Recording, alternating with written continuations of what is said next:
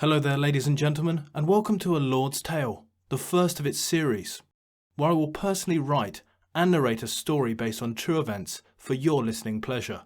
I very much hope that you like it, as it is something I would like to do more often in the future. So sit back and relax and enjoy my first ever Lord's Tale, titled The Night Nurse.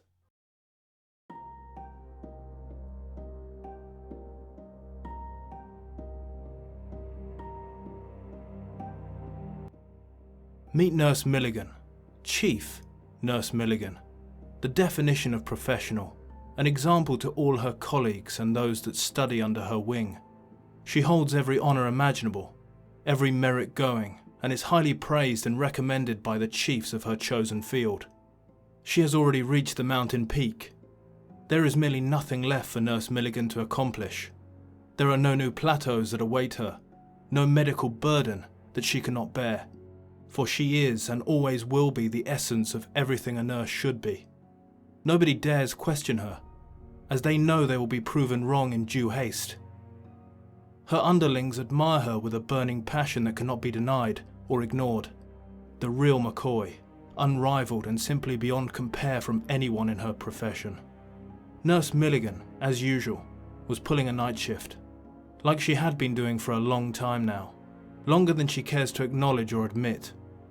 A victim of her own talent, unable to go home and see her lovely children, because as she knew, the hospital would not survive the night without her. She was sleeping peacefully in her chamber located on the west wing of the hospital, when her sweet dreams were cut short. Her sleep is often cut short by a recurring, unstoppable nightmare. The nightmare is a night that Nurse Milligan will never live to forget. A moment so haunting that even in her sleep it finds a way to creep into her thoughts. She often dreams about 10 patients on one ward, under her care, gasping for oxygen. Every single last one of them, struggling to breathe, their facial structures expanding and bloating, and their screams slowly dying out with them. Nurse Milligan sees their eyes balloon out of their sockets and their lips turn blue. Their screams for help go unanswered. There was nothing she could do, and she has no way of mentally blocking out this image. It shall be forever painted on the memory bank of her mind. Like always, it is not long until Nurse Milligan is called into action. One of her understudies comes crashing into her room.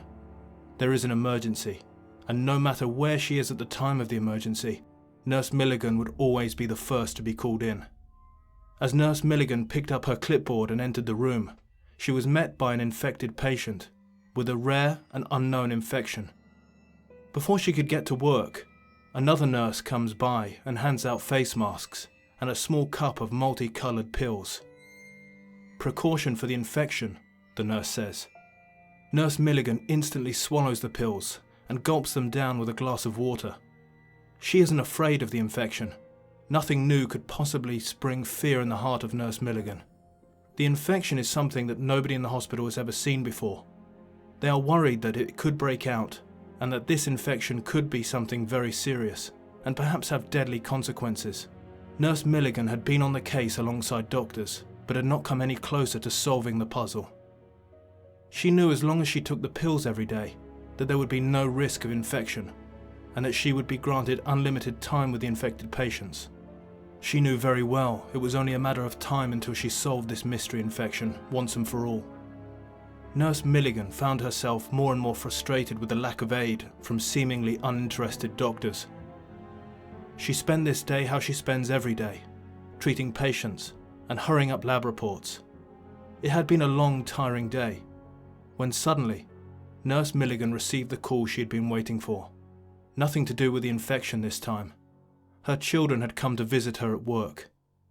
She practically ran to the visiting area. And there they were, her 2 beautiful children, tears rolling down their saddened face, and her weary-looking husband behind them.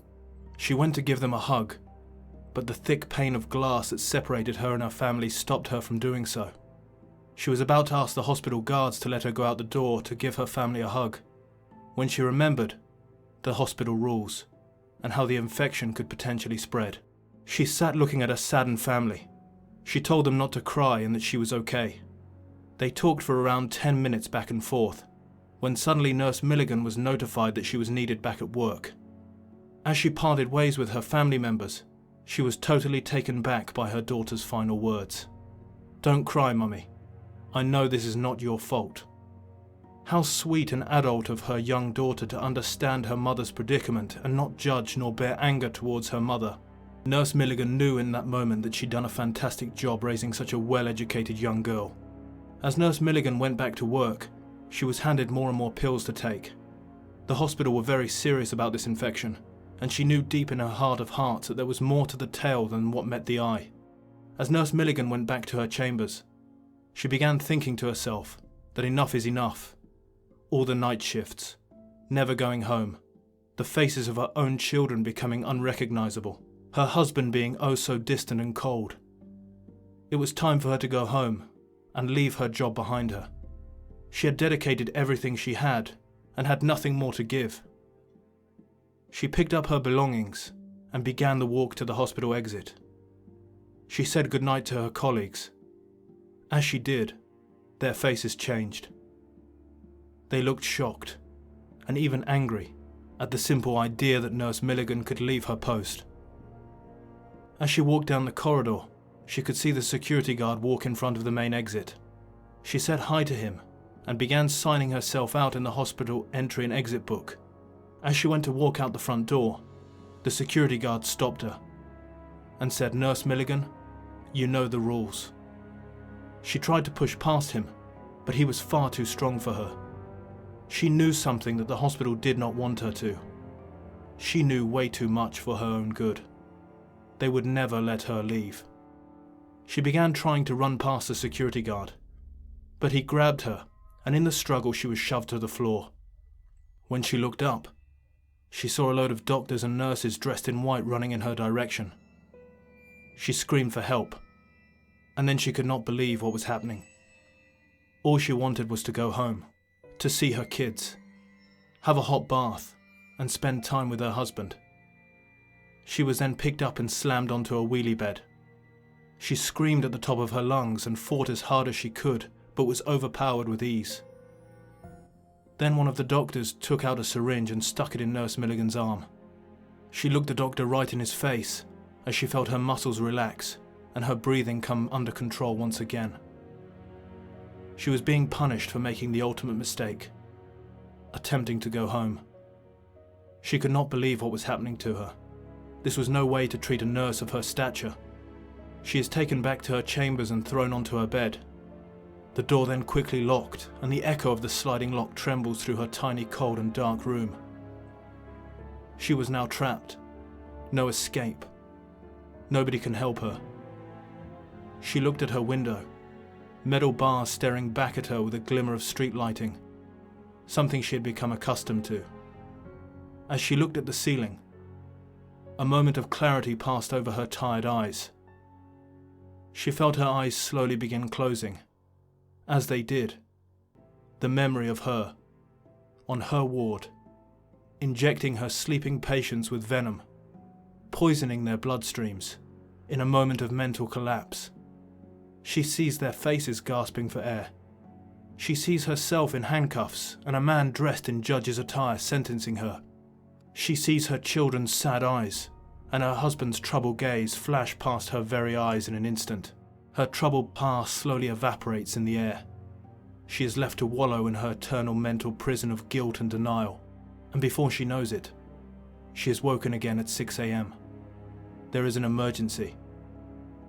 Her day begins the same as it does every day. Rushed into action. Chief Nurse Milligan, the only one that can save this hospital.